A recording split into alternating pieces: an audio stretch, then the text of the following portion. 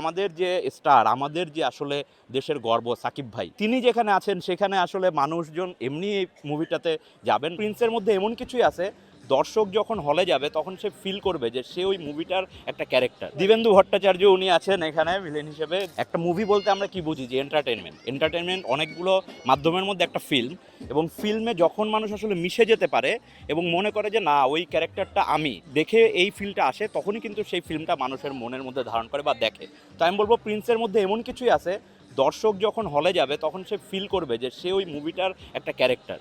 তো এইভাবেই প্রিন্সটা বানানো হচ্ছে, এই জন্যই দর্শক যাবে আমি বিলিভ করি। আর এছাড়া যে অন্যান্য যে জিনিসগুলো থাকে, প্রপার যে গানগুলো আমরা দেখি একটা ফিল্মের জন্য যে এন্টারটেইন মানুষ চায়, সেটা বলেন বা ওইখানে যে অ্যাকশন দৃশ্যগুলো, আপনাদের জানেন নাম করা একজন অ্যাক্টর দিবেন্দু, উনি আছেন এখানে ভিলেন ক্যারেক্টারে। দিবেন্দু ভট্টাচার্য উনি আছেন এখানে ভিলেন হিসেবে, মানে উনি থাকবেন, কী হিসেবে থাকবেন এটা না বলি, তো তাকে দেখলেই বুঝবেন। তার অ্যাক্টিং তো আমরা সবাই জানি, বেশ বড় বড় সিরিয়াল মুভিতে উনি আছেন।